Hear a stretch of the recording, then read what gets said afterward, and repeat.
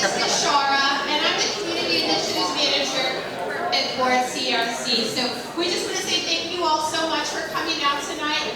We have done a great job of putting together a wonderful little presentation for you.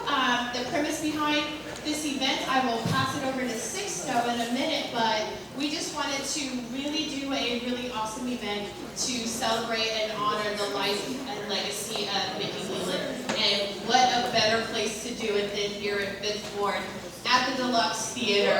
Woohoo! So a quick little rundown for those of you who have not been to the DeLuxe before or who do not know what it is. So the DeLuxe Theater was one of Houston's first African-American movie theaters. And so when it closed down, it was here for a long time, and it hadn't seen any business. So then Fifth Ward CRC was able enough to be able to afford it and do a lot of the renovations. We partnered with the City of Houston and Texas Southern University to do a large renovation. And so at some point we welcome you all back to come and enjoy the theater. It seats 150. It is a stage play theater. It has state-of-the-art equipment. There are dressing rooms, bathrooms, everything back there. And then we took a mattress store and we turned it into this beautiful gallery space. So we wanted to really show a lot of the assets that we have here in Fifth Ward. So we took a lot of the things and just repurposed them instead of actually building brand new. So we just wanted to say thank you so much for coming, and this is the DeLuxe Theater, and I'm going to pass it over to Sixto.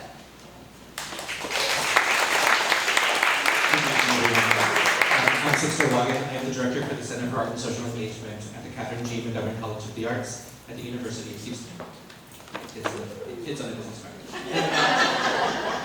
We are thrilled that you are here tonight, and I am thrilled as the Director of the Center to have been able to help support bringing arts together and think about and linking the current aspects of art and activism to our history, and making sure that we understand and we're able to be grounded in what has happened before us. And this has been a perfect opportunity in order to connect to Mickey's anniversary and the Luxe Show. So there will be more talks, and I'll be back in a second. But I'm going to turn this over to Alison and Carroll.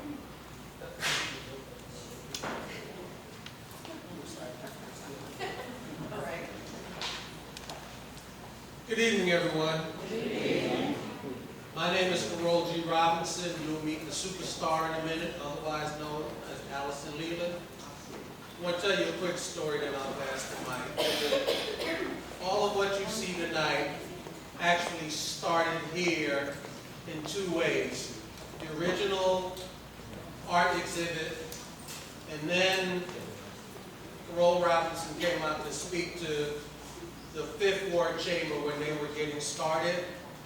And in preparation, I did some research.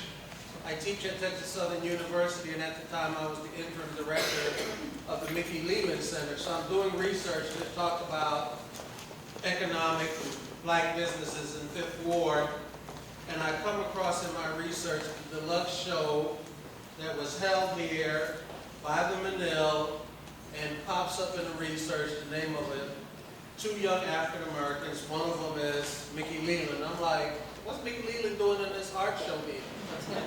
And I show up, and the owner of the Mystic Lion and some other folk goes, oh, we have like a lot of information.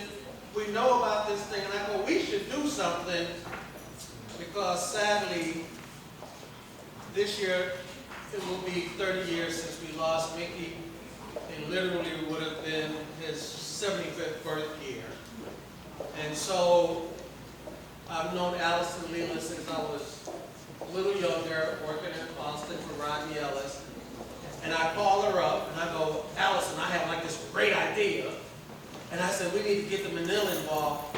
Unbeknownst to me, she had recently been appointed to the board of the Menil, and we started having a conversation about Mickey Leland, his connection to the show, his connection to the Menils, and we scheme up this idea, and Alison gets Sixto, and here we are tonight. And sometimes you can come up with a crazy idea, and you can turn it into reality. Unbeknownst to me, there was Ben out there writing a book about Mickey. And for me, it was selfish. I knew Alison, I knew Mickey a little because when I first came, Rodney introduced me to Mickey Leland. And I was with Rodney when we found out Mickey was gone. And I've been involved in politics, and every place you turn, you see the positive legacy of Mickey in this community. Any place you go in this country. I'm an international American. By that I mean I was born in a foreign country and I'm nationalized.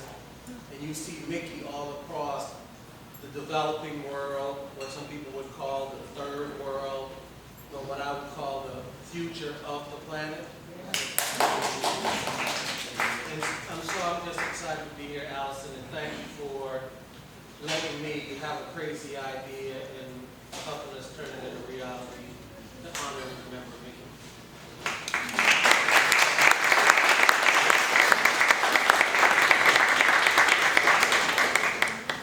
Thank you. It makes me very happy, first of all, to be here with all of you, with my family, with old friends, with people who have special connections to the journey that Mickey took through the theme of certainly activism, but art and activism. So we're in a special place, and there are pieces of his life and legacy that will come together tonight. I'm thrilled that Ben Talton is here. Ben is a Temple University professor, and he's been immersed in the study of Mickey for the last several years, culminating in the book on the table over here. I hope everyone will buy a copy and have a chance to learn a little bit more.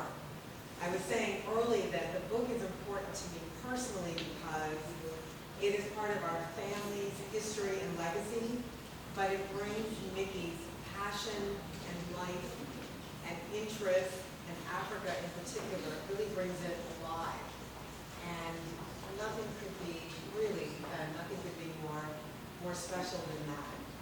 So as Carroll described, we're putting pieces together tonight that include the Menil, Texas Southern, the University of Houston, the Fifth Ward Community Redevelopment Corporation, and that was Mickey putting together pieces and coming up with kind of a mosaic in the process. So I am so happy that Ben is here, and I want to hand him the mic so he can talk a little bit about his work and his research.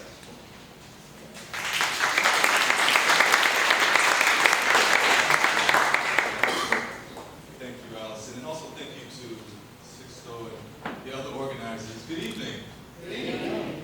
It really is a pleasure to be here. I'm from New York, although my intellectual home is Philadelphia. Usually when I speak about the book or about Congressman Leland, I have to do a lot of explaining who he is, who he was, what he did, unless I'm in Houston or in DC. Now in Houston, it's the other way around. People are coming to me and explaining who Leland was, what he meant. And so it's very special. I've learned a great deal. I spent a lot of time researching and writing the book, but I continue to learn. That's a beautiful thing. I know he came from a community of love and support, and I see that every time I'm in Houston. So trying to put the pieces together is something that I'll just touch on. And I'm going to just muse a little bit about DeLuxe, about Houston, about TSU, and about Leland, thinking about the local, the national, and the international. Put DeLuxe in that context, but that's what Mickey Leland was. He was very local. The stories I collect. He was very Fifth Ward. He was also a national figure, but he was very much an international figure. And one of the things I'm thinking about as I work through the person he was, because I never met him outside of the research and the people that he knew him. But DeLuxe was a special place in terms of his political training, and particularly the Menil family was crucial to his training and who he became. But I had a hard time reconciling that. And I was introduced to Leland, the congressperson, first as a teenager watching the news in the search for Leland and his delegation. And I got to know him as a congressperson. And then as I did the research, I went back and I began to know Leland as the activist, the student activist, the organizer, the pharmacist who wanted to open clinics in the 5th and the 3rd Ward, and then move that up and build his career up through a congressperson. And so I interviewed some of his friends. He's actually on Wallet from Toohey Island, and he's explaining to me about Leland and some of the things they were doing as students, and then after he graduated. And I was loving this guy. He's this radical guy.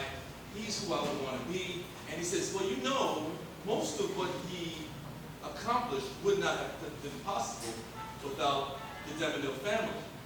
And he moved on quickly. I had never heard that.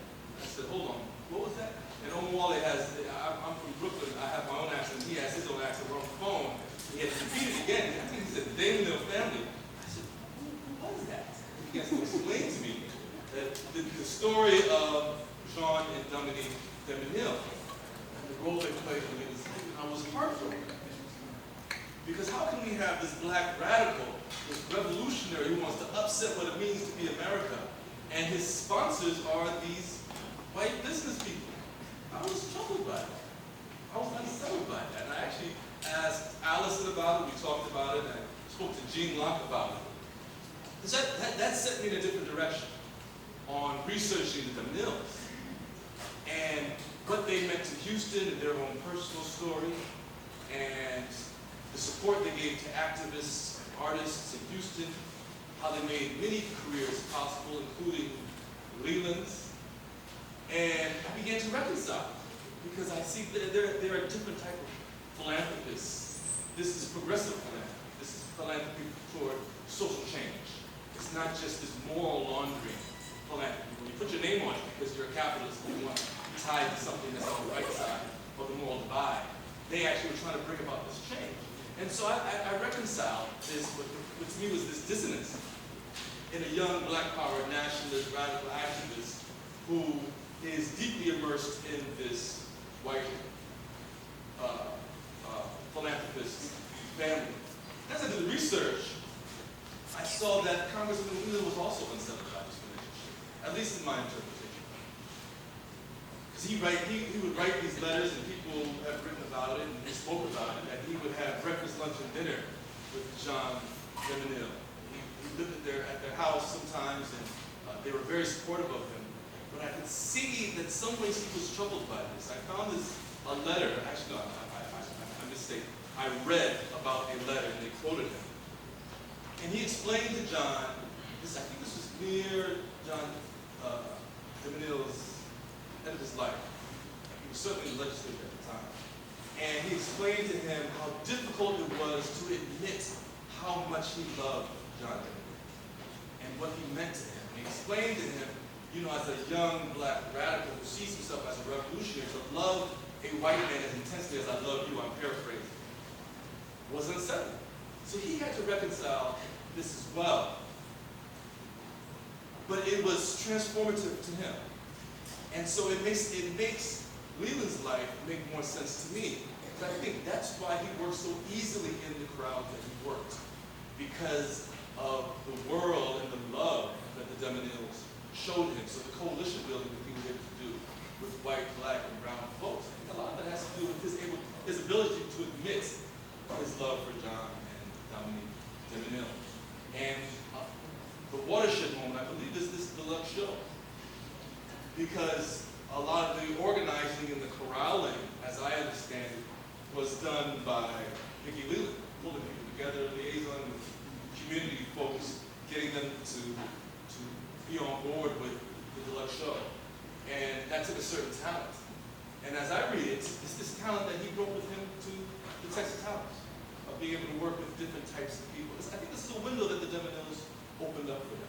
And he brings that talent to DC, to Washington, where white, black Congress people, Republican and Democrat, they all say everyone loves Leland. Everyone loves Mickey, as people call him. And people would sign up for his signature issues, in part because of his personality. Again, I think this organizing effort began here in Houston. This talent he had for corralling across the political divide, across the racial divide, began in Houston. So I think this DeLuxe show is a watershed moment, but I think we can't just look at it in terms of Leland and them and the family. We tie it to a broader trend nationally. So we have Houston as important, nationally important, but I think internationally it's important because it speaks directly to the politics and culture of the time. This is the high watermark of the Black Power movement, so we should connect it to that. And we can't have Black Power and Black activism without Black arts movement, without arts. So I'm thinking about the Menil's book, Art and Activism. We can't really separate the two. Art is activism, activism is art. I think they believe that. But we also have to tie in that these were student activists in Houston, organizers in Houston, but they're also tied to a broader national movement. Students across the country are trying to redefine what it means to be a citizen. You resolve the de jure question of citizenship. African Americans are citizens. But on whose terms? So we have these activists in Houston who are insisting that they be a certain type of citizen, have a certain relationship to the United States. But it's national as well. I think Houston, it needs to punch above its weight class a little bit more. We need to know this Houston story and tie it to this national story. But it's an international story as well. Because we have an international student movement, students around the world, just as they are in Houston, just as they are in Newark and Harlem and Detroit and Paris as well, and London, and in Addis Ababa, and in London. So what's going on in Houston is directly related to things national and international. I think that it's important because that's Leland, someone who was very local, as I said, and someone who's also a national figure and an international figure. So I think it's very important as we speak about DeLuxe and that important show, and speak about Leland's relationship to it. I think we have to think of it as a national and an international event. I think of Houston in this way as well, because it speaks to the moment, it speaks to the politics, it speaks to the culture. And so I congratulate the DeLuxe, and I congratulate Houston for this. And I look forward to this being an international conversation and a national conversation. Seeing people talk about Detroit, people talk about Harlem, people talk about Paris in the 60s. We need to start talking about Houston as well. So thank you very much.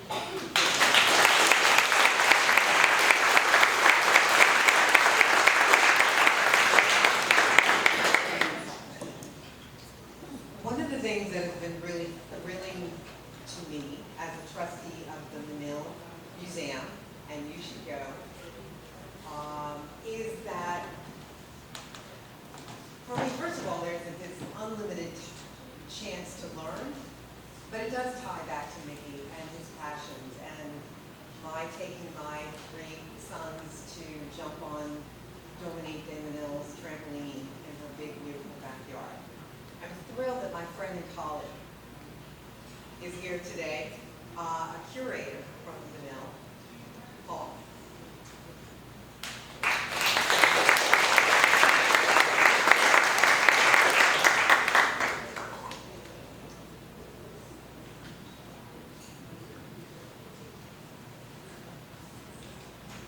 Good evening, everybody. Thank you, Alison. And thank you, Benjamin, for the lovely talk. My name is Paul Davis. I'm curator of collections at the Menil. Can everybody hear me okay?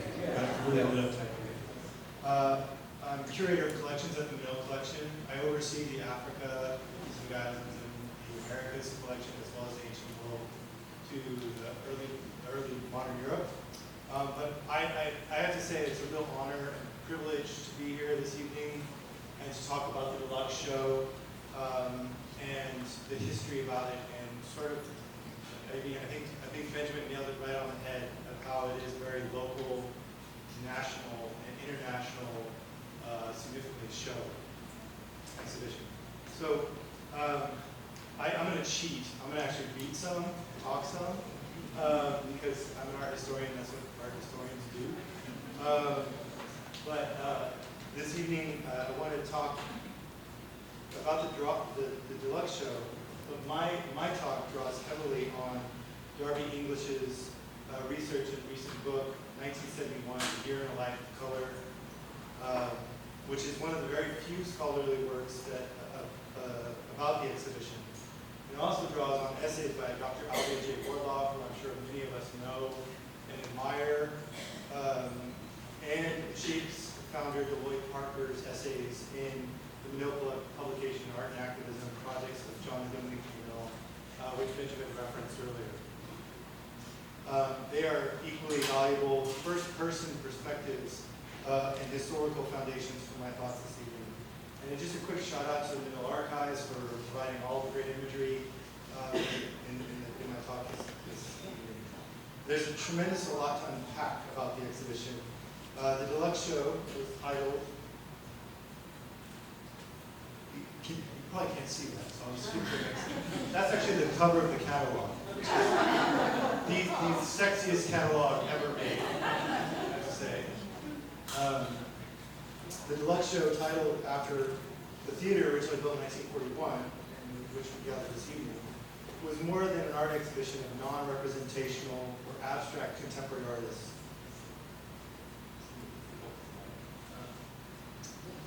Running for about 6 weeks and reportedly attracting over 5,500 visitors, the exhibition was a type of social art project that originated from a conversation between John de Menil and the New York-based literary agent Ronald Hobbs. In June 1971, Hobbs wrote to John de Menil suggesting the foundation organize a, quote, minor yet effective exhibition right in the heart of Black Houston community.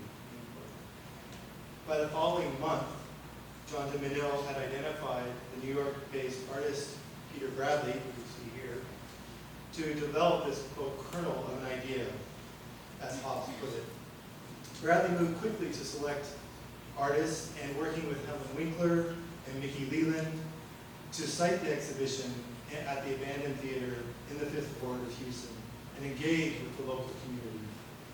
Confidently replying in August to Hobbs' apparent now skepticism about the project's trajectory, John de Menil stated, "For once, we were completely wrong." I don't think that's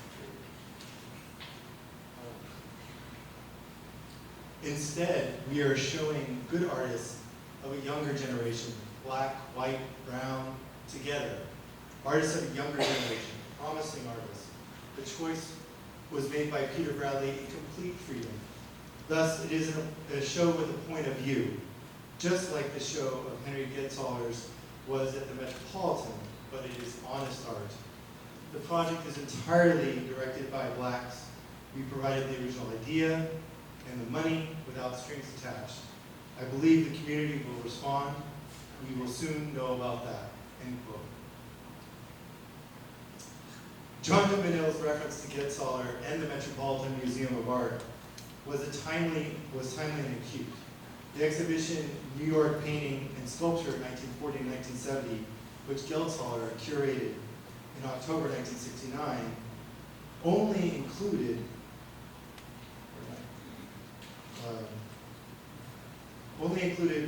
work by white, mostly male artists, New York artists, and Isamu Noguchi. Its complete lack of the many established black artists living and active in New York during the period, such as Norman Lewis, who had grown up in Harlem, was compounded by controversies of several other exhibitions, such as Harlem on My Mind, Cultural Capital of Black America, 1900 to 1968, also at the Metropolitan Museum of Art, and Contemporary Black Artists in America at the Whitney American Museum of Art.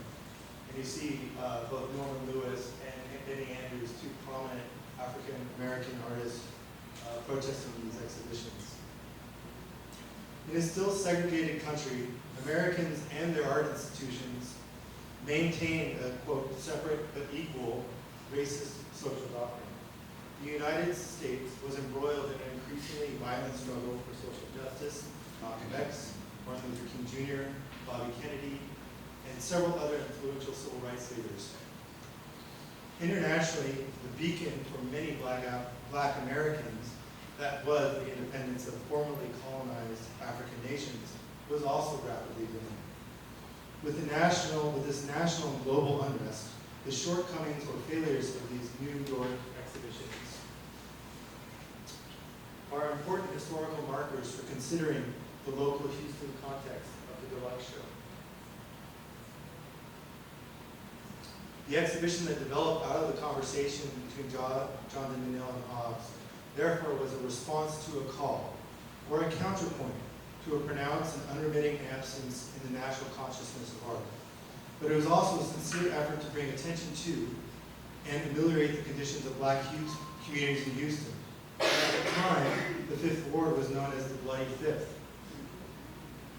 What's more, the DeLuxe project notably followed on the heels of elevated tensions between Black communities in the 3rd and 5th Wards and the city and its majority white Houston police force. In the spring of 1967, Texas Southern University students blockaded Wheeler Avenue, which runs through the center of campus and at the time was open to traffic. Students were deeply unsatisfied with the university's new conformist administration and the city's negligent misuse of their neighborhoods. Rumors circulating about the murder of a young Black child by a white man provided fuel for the events that erupted in May 1967 when Houston police raided the Lanier dormitory on campus. These significant events provide some local context for the exhibition of the DeLuxe Show. The DeLuxe project should be also understood as one event that was concurrent with the DeMille's broader humanist and philanthropic actions in other areas addressing social justice and equality, which included the image of the Black in Western art, a research and archival project started in 1960 to document representations of people from Africa and the African diaspora in art history, supporting the Shape Community Center in the 3rd Ward, and the Rothko Chapel, which had just opened 6 months before the DeLuxe Show with Barnett Newman's broken obelisk dedicated by the DeMenils to Martin Luther King Jr. Many of you may remember the story about this, is that they initially offered it to the city, but the city refused because they wanted it dedicated to Martin Luther King Jr. Most immediately, however, the development of the DeLuxe Show in 1971 was an opportunity to revisit a project earlier that year, which, like the controversial exhibitions in New York, had revealed the many complicated implications between art and race in Houston. The exhibition Some American History at the Institute for the Arts, Rice University, opened in February 1971. It viscerally foregrounded imagery and violence of slavery that, given the current volatile situation in Houston, presented highly provocative work by Larry Rivers in collaboration with Ellsworth Osby, Peter Bradley, Frank Bowling, Daniel LaRue Johnson, Joe Overstreet, and William T. Williams. Despite the participation of several Black artists, many of whom also participated who would participate in the DeLuxe Show, the fact that Larry Rivers was a white artist picturing the trauma and racialized violence whites enacted on Black bodies did not escape sharp criticism from the local and national audiences. Importantly, the horrid visual directness also upset Houston's white community, who self-consciously responded to the condemnation to the violent images and supposed accusatory tone of the work. One respondent said, and this is a work by Joe Overstreet that's currently in the Menil Permanent Collection.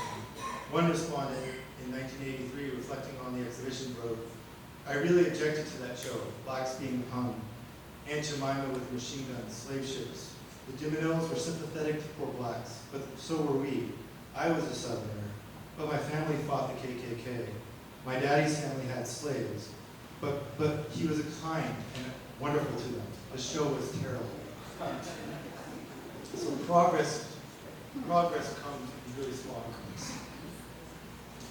Situated in the broader polemics of institutionalized racism and civil rights in the United States, and even more so, the regionalism of the South, the DeLuxe Show was another attempt at provocation and progress. What Darby English describes as an opportunity to, quote, cultivate sovereign consciousness through the recognition of creative work that gets done when individuality forms and finds itself out of place, end quote. The exhibition Peter Bradley organized and curated included 19 American painters and sculptors from the East and West Coast and the South. This selection, Bradley noted in 1972, breaks down the barriers that create the whole theory of black shows and white shows. For Bradley, as well as several of the participating artists, the abstract art in the exhibition was paramount. As evident in his statement, however, the project could not entirely escape the current political and social situations of race in the United States. A virtual walkthrough of the gallery reveals the individuality of the artists and their diverse approaches to abstraction. You have Anthony Carroll's sculpture in the foreground. You have James Wolfe, Ed Clark, who painted his wonderful oval canvas using a broom. Sam Gilliam, who I had the wonderful opportunity to speak with in a conversation at the Menil in my first exhibition. Sorry, I'm moving this. Michael Steiner, Larry Boones, Kenneth Noland, Richard Hunt, his horizontal sculpture here made out of steel, very similar to Mel Edwards. Al Lovings, really fantastic constructions. Robert Gordon's drape painting. Virginia Jaramillo, who is the only female in the exhibition. Peter Bradley's own work, of course. Of course, he puts two of his own works in the exhibition. William T. Williams, who is an amazing artist. These are his watercolors. Daniel Luker Johnson, who maybe some of you may know, that does these amazing constructions that really invite, that really focus on the surface, much like Craig Kaufman's work here. And Darby Barnard, who's a New York-based abstract expressionist. Dan Christensen, Jules Oliski, who is Peter Bradley's personal favorite. Peter Bradley's second work, and then Dan Christensen. So you can see the diversity of the show, you know, and the sort of the importance of color. Now, although invited, Barbara Chase Ribu and Chinese American artist David Zhao declined to participate.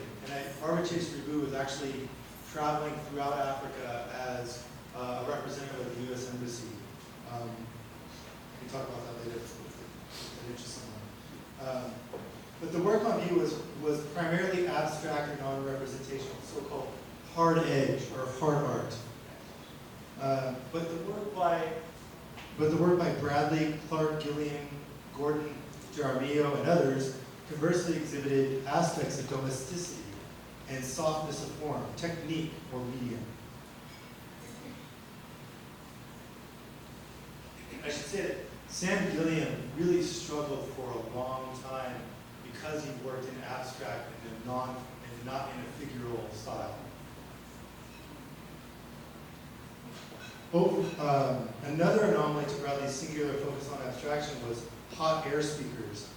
In 1971, a schematic drawing for electrostatic speakers by Houston artist and musician Frank Davis. Overall, however, there was a positivism of emphasizing color and abstraction on large scale that Bradley believed young black Americans, children, would be able to easily access with a freedom of consciousness and imagination. Bradley notes, quote, "But the kids are really the ones that get something out of it.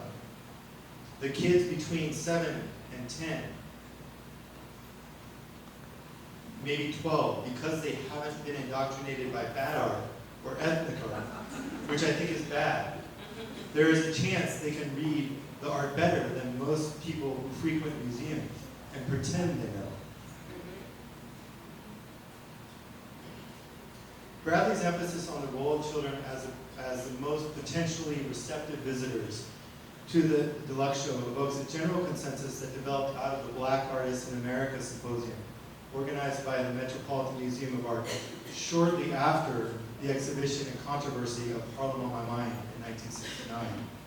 Moderated by the famous Romare Bearden, the symposium panel included Sam Gilliam, William T. Williams, and Richard Hunt, artists Bradley selected for the DeLuxe Show, as well as Jacob Lawrence, Tom Lloyd, and Woodruff.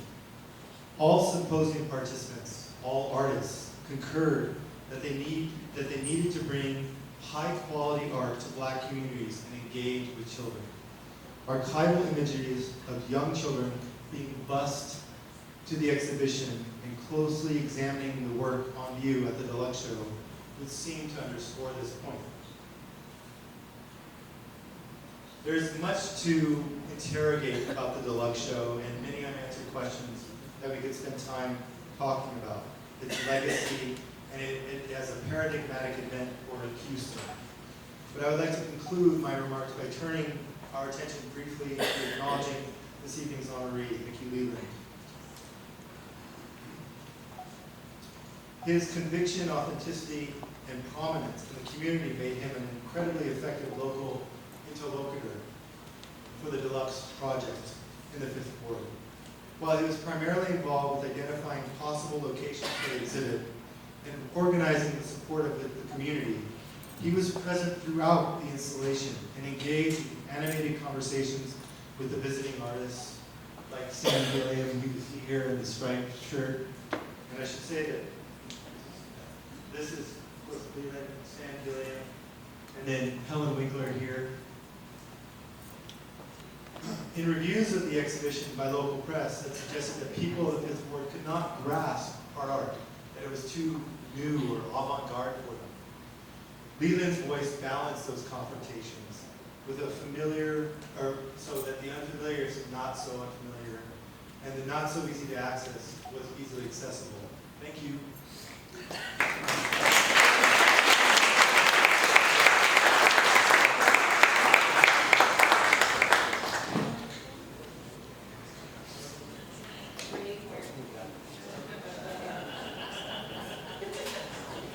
Everyone, give them another round of applause for everything.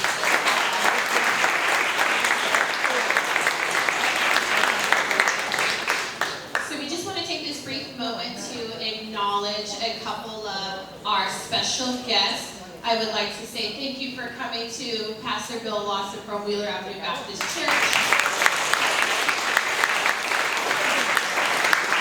I want to say thank you to, oh, please don't let me get this wrong, James Douglas?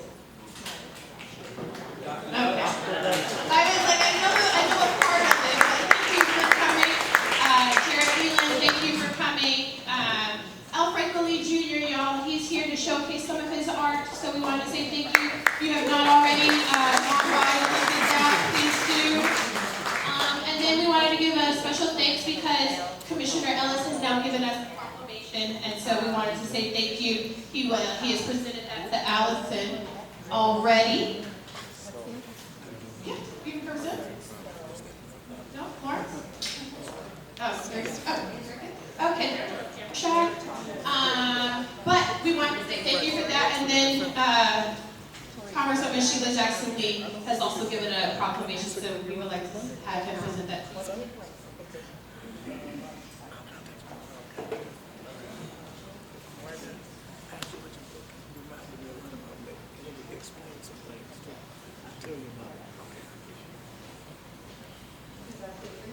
That's for me.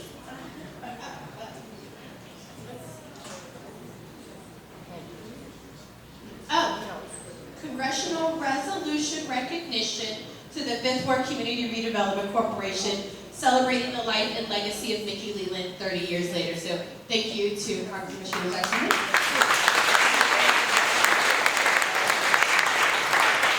As we like to connect the dots from the past, the present, and the future, I'm going to bring up Aaron McClarity, who has been on the strategic planning team for the development of the Cultural Art District. So, Aaron?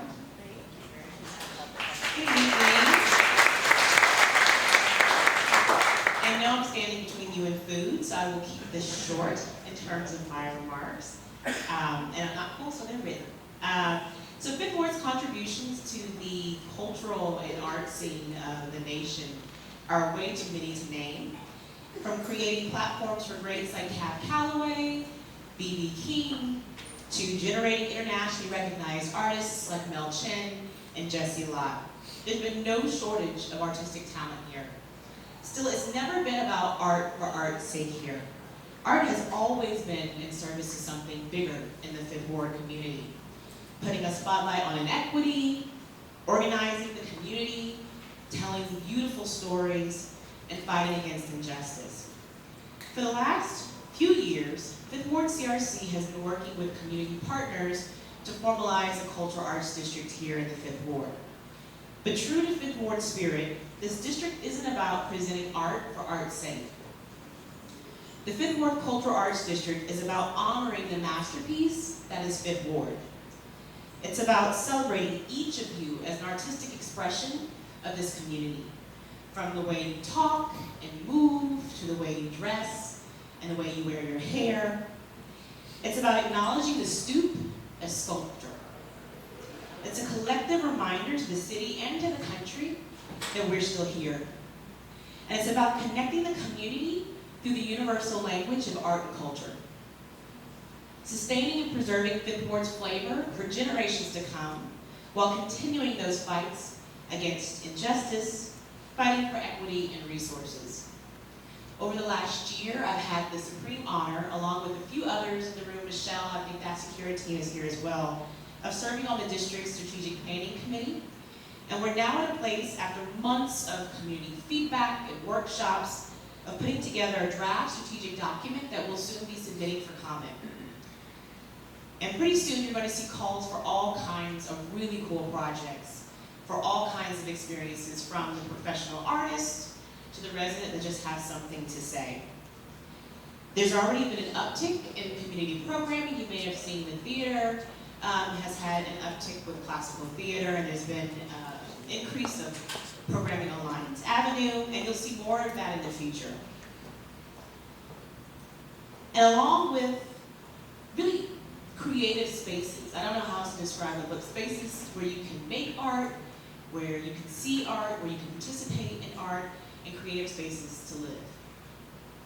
We invite you to see the website, www.fifthwardcad.com, and we still welcome feedback for anyone that wants involvement or just to better understand what's going on.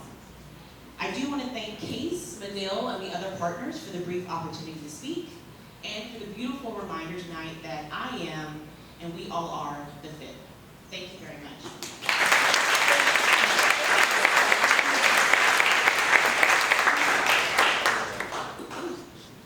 So tonight has been, for me, an incredible learning experience, and it's been an opportunity in order to hear stories.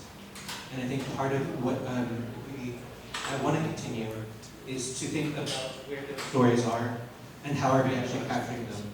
We've been partnering with Center for Public History, who's in the back, who's also been doing oral histories, and it's an opportunity in order to make sure that your stories are also going to be able to be captured, not only through art, but through the memories that you have.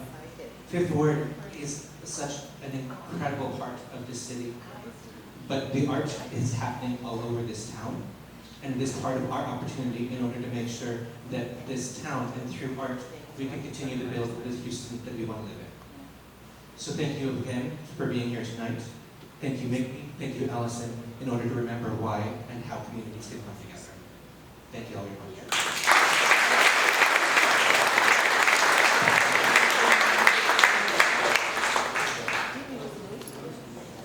And please, if you have not gotten any of the food yet, please do take her card. She's super awesome, and she did it at the last minute. And it's Good evening. Good evening. I wish we had a chance to just sit and chat a little bit about many of the adventures that Mickey and I were involved with.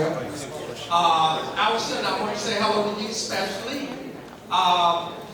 every year, the Thursday before Thanksgiving, excuse me, the Saturday before Thanksgiving, we gather at the Mickey Leland Park, right next to the Franco Lee office on Cavalcade.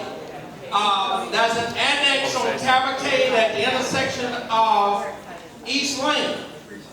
And whether we have announcements or commitments or not, this will be our third consecutive year. At 12 noon, we show up.